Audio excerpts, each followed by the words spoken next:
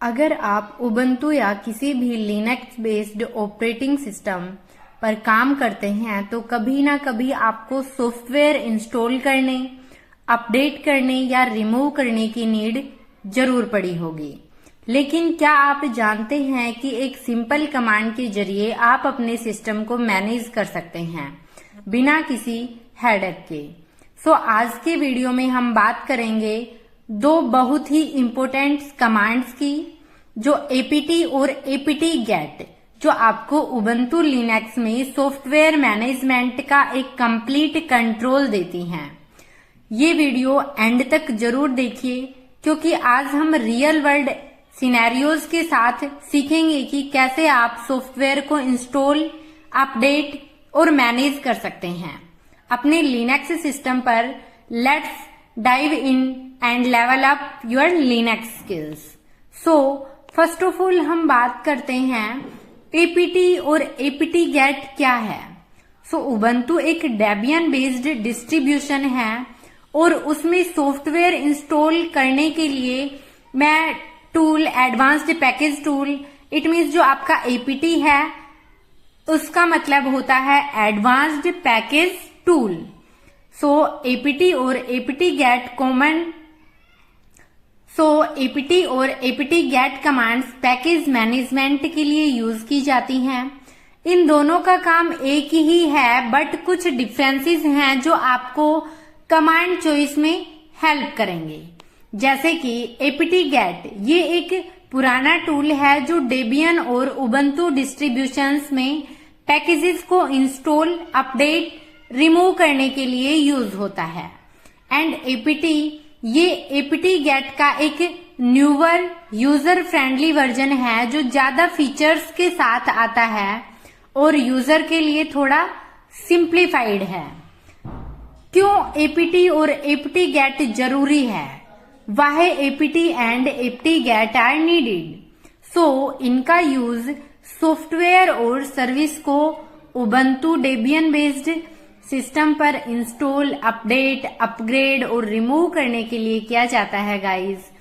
आपके सिस्टम के पैकेजेस और लाइब्रेरीज को अप टू डेट रखना, सिक्योरिटी और परफॉर्मेंस और लाइब्रेरीज को बहुत जरूरी है उन ऑल ओवर चीजों के लिए। और ये कमांड आपको पूरा कंट्रोल देती है आपकी एपीटी और एपीटी गेट कमांड।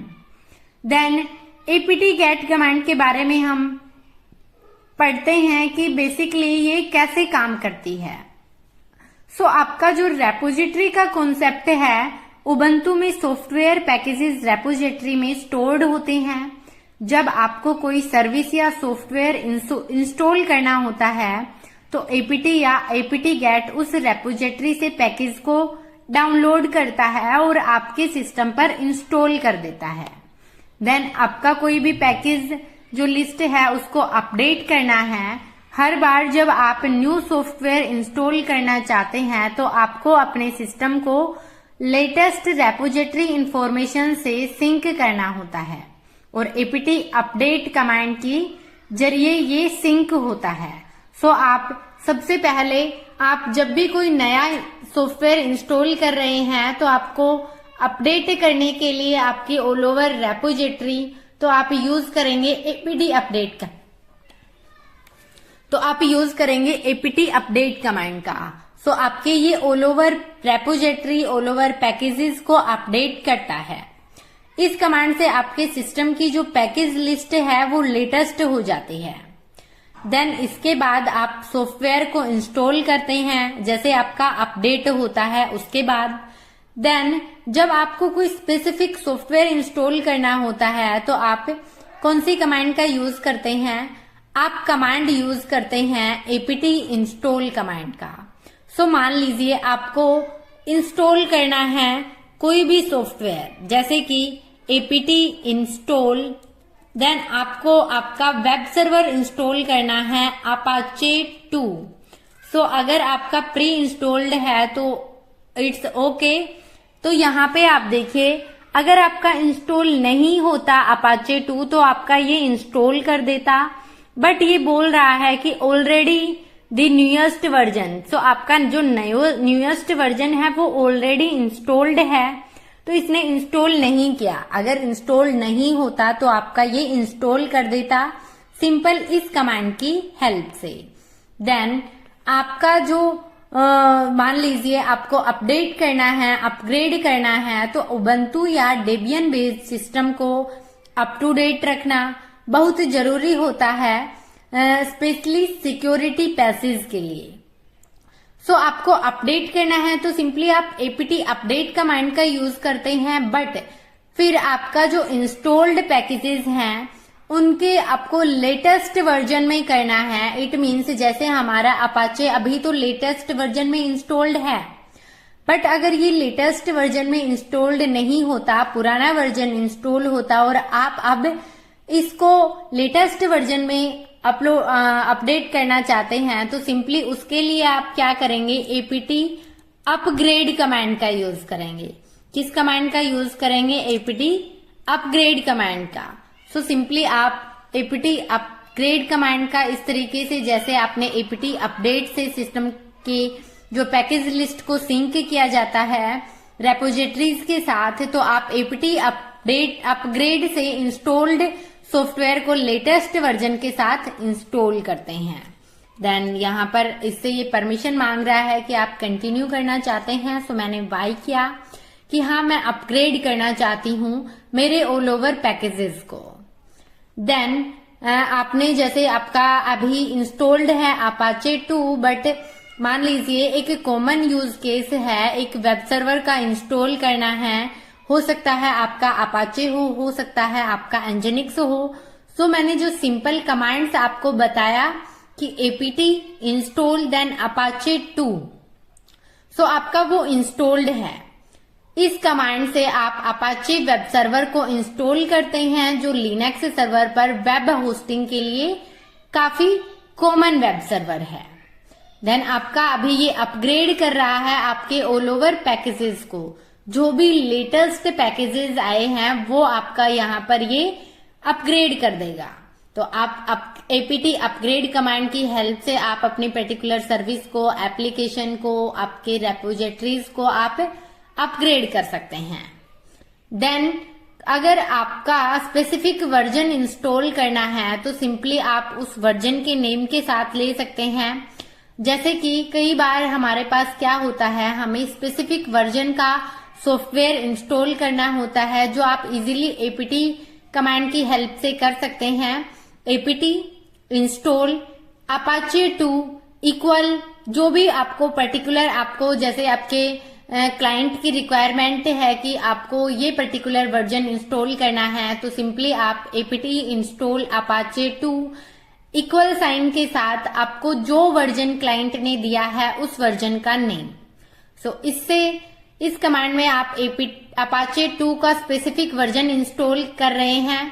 जब आपको किसी स्पेसिफिक वर्जन की जरूरत है तो आप वर्जन स्पेसिफाई करके आप उस पर्टिकुलर वर्जन का वेब सर्वर या फिर आपका कोई भी एप्लीकेशन है, आपका कोई भी सर्विस है, उसको आप स्पेसिफिक वर्जन के साथ इंस्टॉल कर सकते हैं।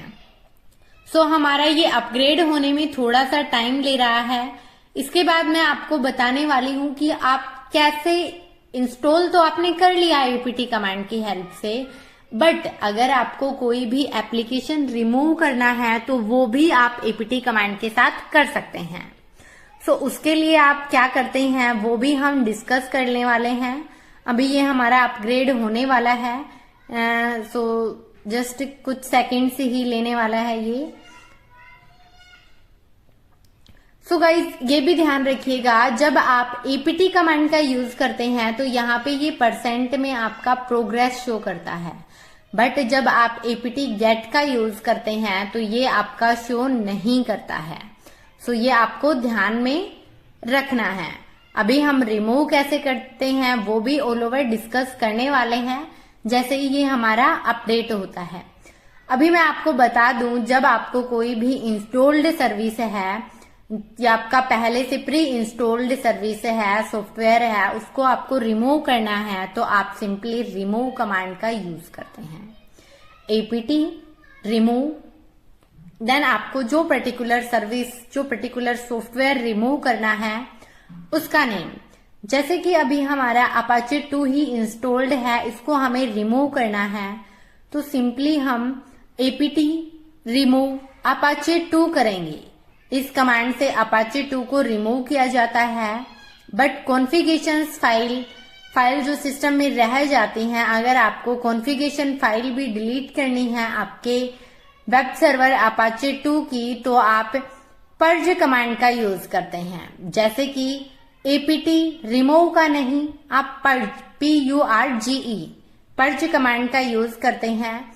आप उन ऑल ओवर कॉन्फ़िगरेशंस फाइल को भी रिमूव करना चाहते हैं तो आप कैसे करेंगे वो अभी हम चेक करेंगे कि हमारा रिमूव होता है या नहीं होता है। सो गाइज, कुछ इस तरीके से हम डिस्कस करते हैं। तो अभी हम बात कर रहे हैं कि रिमूव कैसे करते हैं। तो आपने किया apt रिमूव, देन आपका अपाचे 2। अगर आपको कॉन्फ़िगरेशंस फाइल्स के साथ करना है तो आप पर्ज कमांड का यूज करते हैं रिमूव की जगह। तो अभी हम रिमूव करते हैं। सो यहाँ पे ये क्या कह रहा है कि वेटिंग फॉर कैसे लुक। सो ये थोड़ा आपका ऑल ओवर चेक कर रहा है। बात करें कि आपके जो apt और apt get है उनमें क्या डिफरेंसेस हैं। सो सिंप्लीफाइड सिंटैक्स, apt एक सिंप्लीफाइड कमांड सेट है जो apt get को कॉम्प्लेक्स ऑपरेशंस को इजी बना देता है। देन इंटरेक्टिव ऑप्शंस, जैसे कि apt में ज्यादा यूजर फ्रेंडली ऑप्शंस हैं, जैसे इंस्टॉलेशन और अपग्रेड के time progress bar. And compatibility की बात करें तो apt get स्टिल अवेलेबल है और बैकवर्ड कैपेबिलिटी के लिए यूज किया जाता है, लेकिन नई सिस्टम्स में apt का ज्यादा यूज होता है। देन हम उबंटू ऑपरेटिंग सिस्टम में सॉफ्टवेयर इंस्टॉल कैसे करते हैं वो अभी आप देखते हैं। जैसे कि मान लीजिए गाइज, मैं इंस्टॉल कर रही हूं MySQL सर्वर। सो डाटाबेस सर्वर मैनेज करने के लिए हम apt का यूज करके MySQL को इंस्टॉल कर सकते हैं। जैसे कि फर्स्ट ऑफ ऑल हम करते हैं apt अपडेट, क्योंकि हमें हमारे MySQL के लिए अपडेटेड पैकेजेस चाहिए। तो मैं यहाँ पर अपडेट कर रही हूँ उन ऑल ओवर पैकेजेस को। देन उसके बाद हम MySQL सर्वर इंस्टॉल करते हैं कि apt इंस्टॉल MySQL -सर्वर। इस कमांड की हेल्प से हम MySQL इंस्टॉल होता है या नहीं वो चेक करते हैं। तो सिंपली मैंने किया apt इंस्टॉल MySQL -सर्वर। तो आप इस कमांड की हेल्प से इंस्टॉल करते हैं। अभी हम चेक करते हैं कि क्या हमारा ये पर्टिकुलर MySQL सर्वर